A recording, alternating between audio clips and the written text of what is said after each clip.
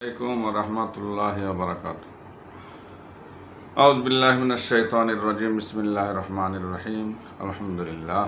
সমস্ত তারিফ ও প্রশংসা সে মহান আল্লাহ তাআলার জন্য। তারপরে আল্লাহ তাআলা যে নবীজির উসিলা আমাদেরকে বিশ্ব জগতে পাঠিয়েছেন, সে নবীজির উপরে শত কোটি দরুদ ও সালাম বর্ষিত হোক। সকলে বলেন যে আল্লাহুম্মা আমিন। সাল্লাল্লাহু আলাইহি সাল্লাম। আল্লাহুম্মা সাল্লি আলা সাইয়্যিদিনা ওয়া নাবিয়িনা ওয়া শাফিয়িনা ওয়া হাবিবানা মাওলানা মুহাম্মদ ওয়া আলা আলিহি ওয়া আসহাবিহি ওয়া আহলি বাইতিহি ওয়া আউলিয়াই উম্মাতিহি আজমাইন। তারপরে আল্লাহ তাআলা যে নবীজির উসিলা আমাদেরকে বিশ্বজগতে পাঠিয়েছেন, সে নবীজির উপরে শত কোটি দরুদ ও সালাম বর্ষিত হোক। সকল বলেন আল্লাহুম্মা আমিন। সাল্লাল্লাহু আলাইহি সাল্লাম। আলহামদুলিল্লাহ। আজকে আমি হযরত আবু আলী শাকিক বলকি রহমাতুল্লাহ হুজুরের জীবনে আলোচনা করব। আউযু বিল্লাহি মিনাশ শাইতানির রাজিম। বিসমিল্লাহির রহমানির রহিম। আল্লাহুম্মা সাল্লি আলা সাইয়্যিদিনা মাওলানা মুহাম্মদ ওয়া আলা আলি সাইয়্যিদিনা মাওলানা মুহাম্মদ। বিসমিল্লাহির রহমানির রহিম। তুরস্কের এক বিরাট মন্দিরে পাথরের প্রতিমা, মানুষে প্রতিমার উপাসনা করে। বলক দেশের এক বণিক এসেছেন মন্দির দেখতে। বাণিজ্য উপলক্ষে তিনি তুরস্কে এসেছেন। কোথায় কি আছে ঘুরে ফিরে দেখছেন। মন্দিরে এসে দেখলেন এক পূজারী নত জানু হয়ে শাস্ত্র নয়নে পাথর প্রতিমার পূজা করেছেন।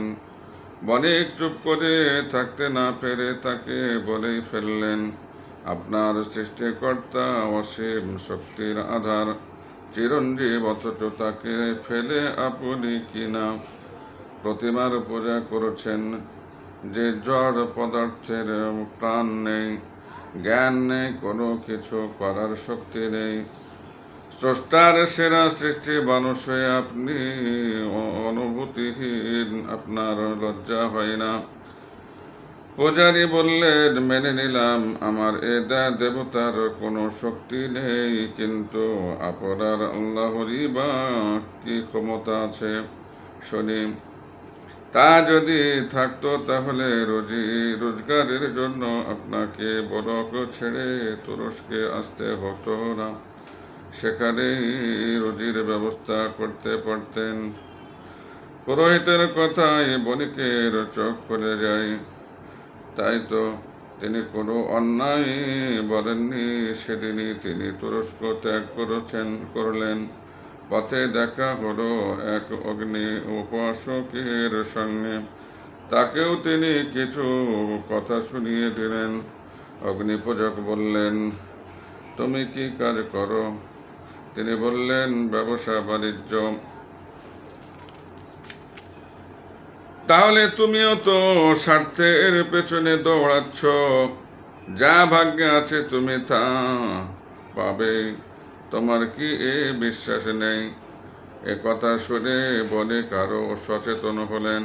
মনে শুরু হলো চিন্তা ভাবনার গভীর আলোড়ন, আর পার্থিব বিষয় বাসনা সম্পূর্ণ দূর হয়ে গেল তার মন থেকে। বণিক বৃত্তি ত্যাগ করে তিনি বলকে ফিরে এলেন।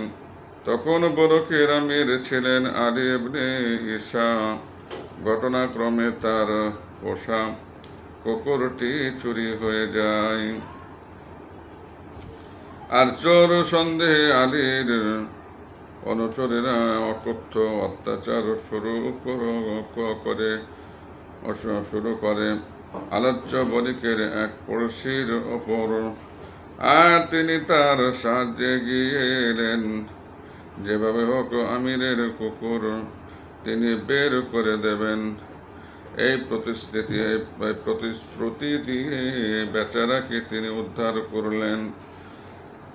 তারপর হাত উঠালেন আল্লাহর দরবারে, দয়াময় কুকুরের সন্ধান দিন, না হলে আমারও মুখ রক্ষা হবে না।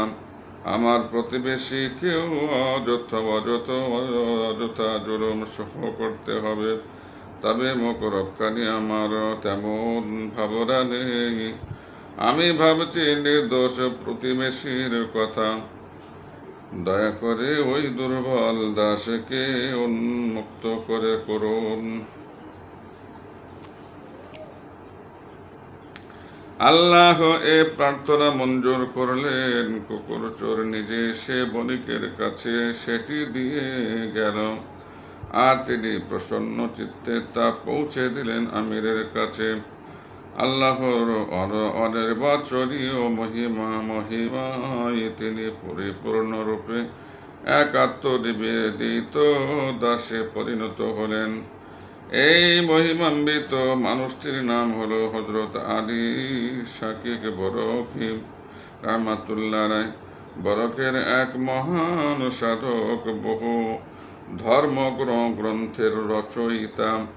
আল্লাহর প্রতি অন্তহীন নির্ভরতা ছিল তার একটি বিশিষ্ট গুণ। বহু জ্ঞান তাপসের কাছ থেকে তিনি মারিফত বিদ্যা লাভ করেন।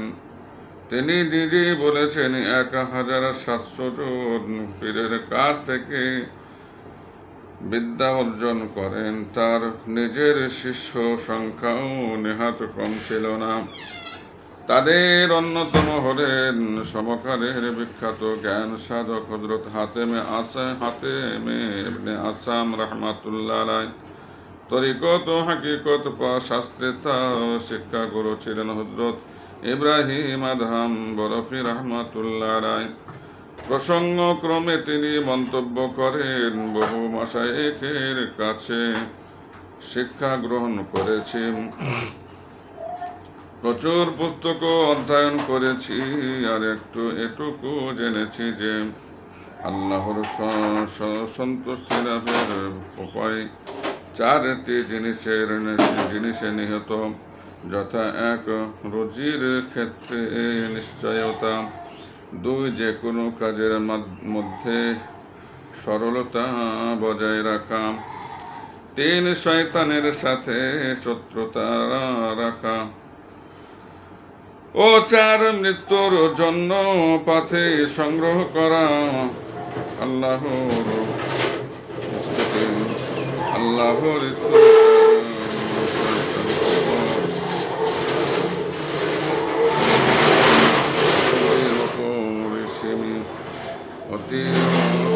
অপরিসীম নির্ভরতার কথা আগেই বলা হয়েছে। তিনি এই নির্ভরতার শিক্ষা পান সামান্য একটি বৃদ্ধের কাছ থেকে। একবার বরকে ভীষণ দুর্ভিক্ষ দেখা দেয়। দুর্ভিক্ষ পীড়িত মানুষ যখন দিশেহারা, তখন দেখা যায় একটি বৃদ্ধ দিব্যি আমোদ আহ্লাদে মত্ত। হযরত শাকিক বরকি রাহমাতুল্লাহ আলাইহ তাকে বললেন, দেশে ধ্বংস হতে চলেছে, আর তুমি আনন্দে মাতোয়ারা। তোমার কি কোনো চিন্তা ভাবনা নেই? সে বলে, আমার মরিবের গলা ভরা শস্য, আমার আবার ভাবনা কি? এই কথাই তার টনক নড়ে। সামান্য একজন বৃত্ত যদি তার মনিবের ওপর এতখানি নির্ভরশীল হতে পারে, তাহলে সর্বশক্তির আধার, যিনি বিশ্বজগতের একছত্র অধিপতি, সেই আল্লাহর ওপর পূর্ণ আস্থা ন্যস্ত না করে থাকা যায় নাকি? বৃত্তের কথায় আল্লাহর দরবারে তিনি নির্ভরশীলতার মোনাজাত করলেন। তারে আল্লাহ নির্ভরতা আর একটি উদাহরণ দিয়েছেন। তার শিষ্য হযরত হাতেমে ইবনে আসাম রাহমাতুল্লাহ আলাইহ একবার এক জিহাদে দুজনেই অংশগ্রহণ করেন। প্রচণ্ড লড়াই চলছে। দুপক্ষের নিক্ষিপ্ত স্বরে আকাশ আচ্ছন্ন। হঠাৎ তিনি হাতেমে আসাম রাহমাতুল্লাহ আলাইহিকে বলেন, এই পরিস্থিতিতে তুমি নিজের অবস্থা কিরূপ মনে করছো? মনে হয় তুমি স্ত্রীর সঙ্গে গত রাতের শয়নের কথা ভাবছ, কথাটি বলে তিনি তার খেরকাটি বালিশের মতো করে তার ওপর মাথা রেখে শুয়ে পড়লেন। রণভূমিতে আল্লাহর প্রতি চরম নির্ভরতা না থাকলে এটি সম্ভব হতো না, আর সে নির্ভরতা ছিল বলে তার কোনো বিপদ ঘটল না। এক এক মজলিসে তিনি ভাষণ দিচ্ছেন। হঠাৎ শহরে ভীষণ সরগোল, শত্রু কর্তৃক শহর আক্রান্ত। হযরত শাকিক রহমাতুল্লাহ তৎক্ষণাৎ মজলিস থেকে বেরিয়ে এসে এলেন আর বাতিনি শক্তি দিয়ে যুদ্ধ করে শত্রুদের প্রতিহত করলেন। ঠিক এই সময় এক শিষ্য তার হাতে এনে দিলেন একটি সুগন্ধি ফুল। তিনি সেটি ঘ্রাণ নিতে লাগলেন। এ দৃশ্য দেখে কেউ বলে ওঠেন, বারে কাণ্ড, মুসলমানের শত্রু হানা দিয়েছে শহরে, আর মুসলমানের ইমাম ফুলের সুবাস গ্রহণে মশগুল।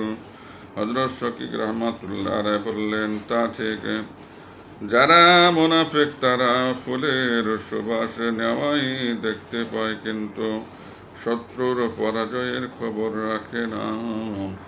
একদিন ভাষণ দিতে গিয়ে তিনি জনতার উদ্দেশ্যে বললেন, তোমরা যদি মৃতের মতো হও তাহলে কবরস্থানে চলে যাও, আর যদি পাগল হয়ে থাকো তাহলে পাগলাগারদে যাও,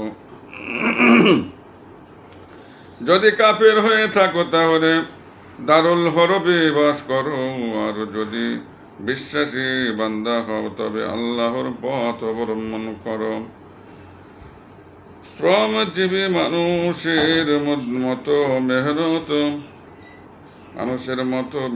করে তিনি তার জীবিকা নির্বাহ করতেন।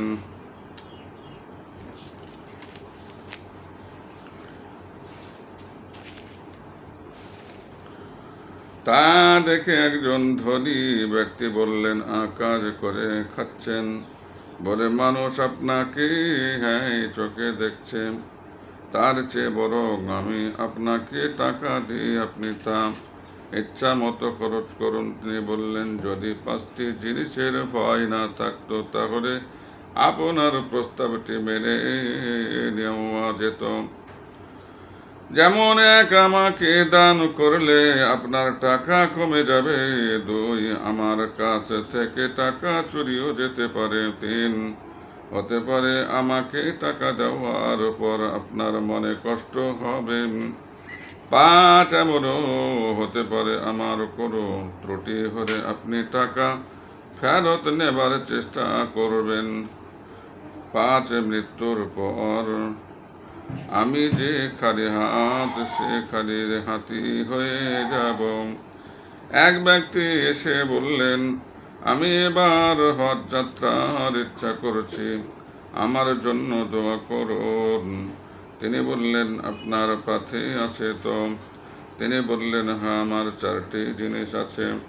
যেমন আছে, এক আমি কাউকে আল্লাহর চেয়ে বেশি দাতা মনে করি না, সুবহানাল্লাহ সুবহানাল্লাহ।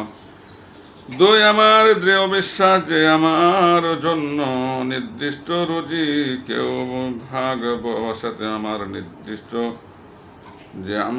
জন্য নির্দিষ্ট রুজিতে কেউ ভাগ বসাতে পারবে না। 3, আল্লাহ সর্বস্তরে বিদ্যমান।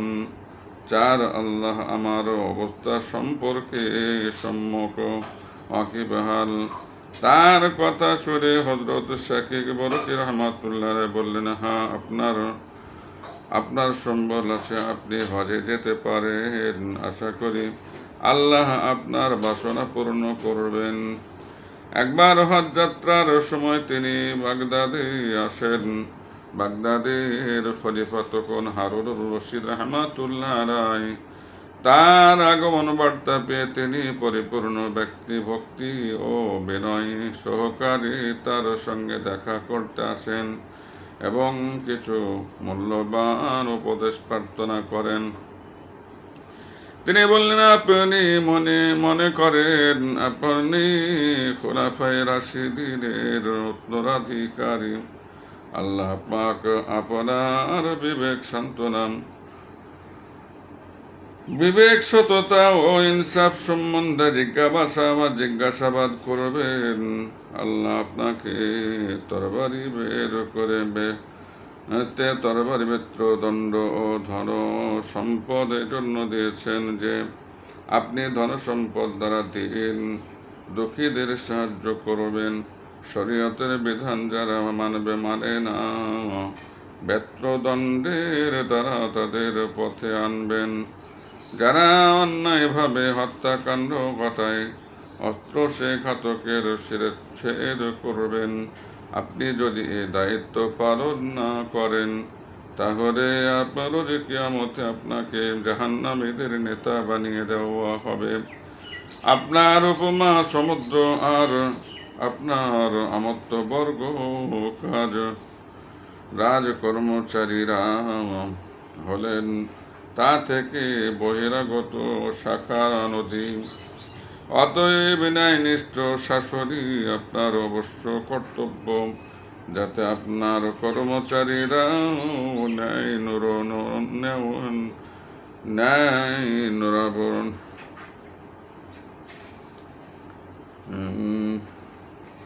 ন্যায়ানুবর্তী হয়।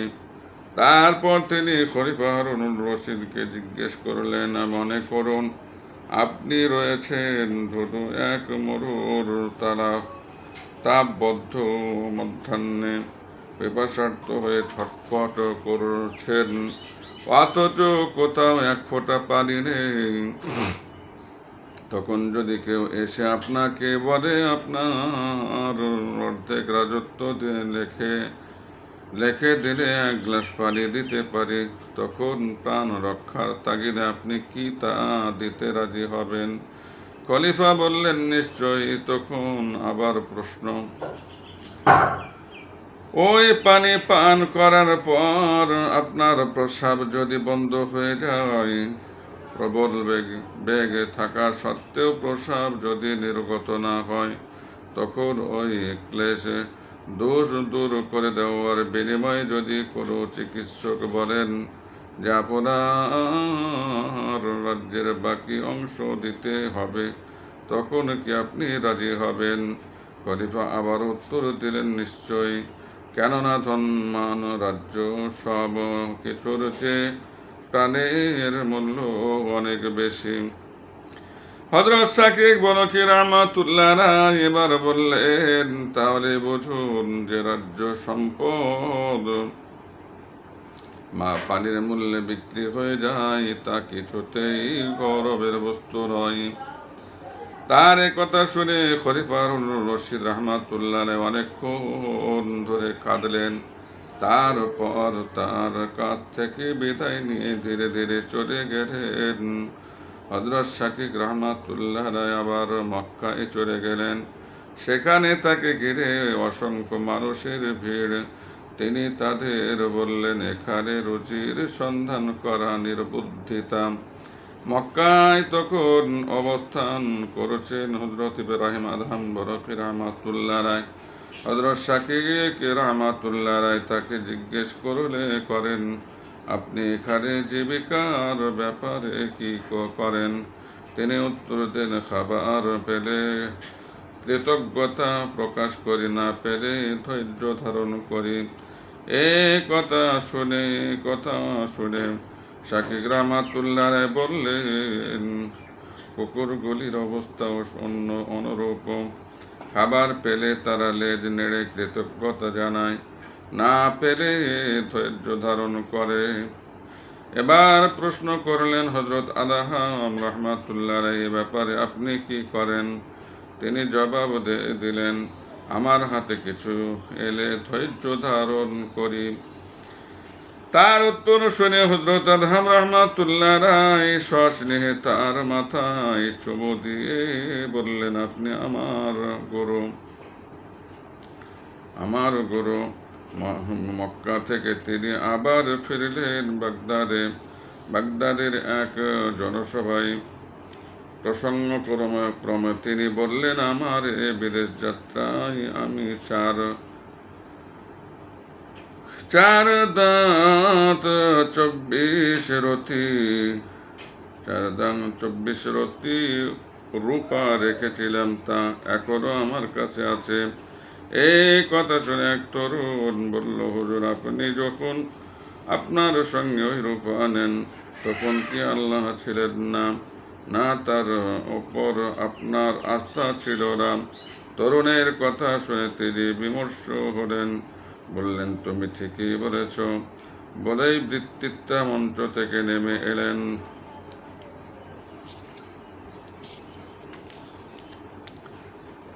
এক বৃদ্ধ এসে একদিন বললেন, আমি বহু পাপ করেছি,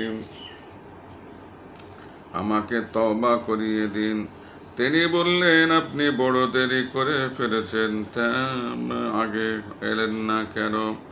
বৃদ্ধ বললেন, না, আমি তাড়াতাড়ি এসেছি। মৃত্যুর আগে যে তওবা করতে আসে সে কি তাড়াতাড়ি এলো না? বৃদ্ধের কথা বেশ অর্থবহ ও যুক্তিপূর্ণ। হযরত শাকির রাহমাতুল্লাহ বললেন, হ্যাঁ, আপনি তাড়াতাড়ি এসেছেন আর সত্য কথাই বলেছেন। তার অমূল্য উপদেশ বাণী সমূহ। তিনি বলেন, আমি স্বপ্নে দেখলাম কেউ বলছে, যে ব্যক্তি রুজির ব্যাপারে আল্লাহর ওপর নির্ভর করে তার স্বভাব উত্তম হয়, ইবাদতে তার প্রেরণা আসে। দুই বিপন্ন হয়ে চিৎকার করে, যে অস্থির হয় সে যেন তীর ধনুক নিয়ে আল্লাহর সঙ্গে যুদ্ধে প্রবৃত্ত হয়।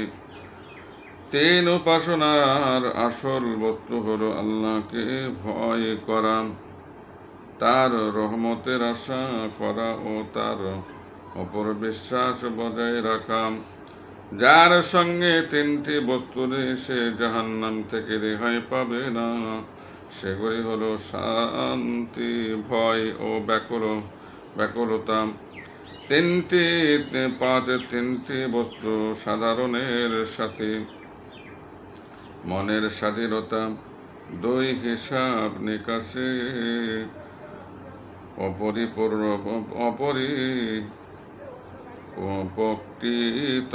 অপরিপক্কতা ও হৃদয়ের প্রশান্তি বা সুখ। 6, মৃত্যুর জন্য সদা সর্বদা প্রস্তুত থাকা চাই, কেননা মৃত্যু হাজির হবে, আর তা হাজির হলে কখনো ফিরে যাবে না। এটা মনে রাখা দরকার। মানুষের ধর্মনিষ্ঠা তিনটি বস্তু দ্বারা পরীক্ষা করা যায়, যেমন ধর্মীয় আদেশ ও নিষেধ দ্বারা, দুই ধর্মীয় ও বৈষয়িক কথাবার্তা দ্বারা, তিন ধর্মের সঙ্গে বেশি সম্পর্ক না দুনিয়ার সঙ্গে তার দ্বারা। 8, প্রায় 700 পণ্ডিতের কাছে প্রশ্ন করে দেখেছি যে জ্ঞানীকে, ধনীকে, দরবেশকে ও কৃপণকে তারা একই জবাব দিয়েছেন, যে ব্যক্তি দুনিয়ার সঙ্গে প্রেম করে না, দুনিয়াদারির লোভে পড়ে না, প্রতারিত হয়, সেই জ্ঞানী। যে আল্লাহর ভাগ বটবারায় খুশি সেই ধরি, যার অন্তরে বেশি ধন লাভের আকাঙ্ক্ষা নেই সেই দরবেশ, যে আল্লাহর মালপত্রের হক আদায় পারে না সেই কৃপণ। এখানেই শেষ। আসসালামু আলাইকুম ওয়া রাহমাতুল্লাহি ওয়া বারাকাতুহু।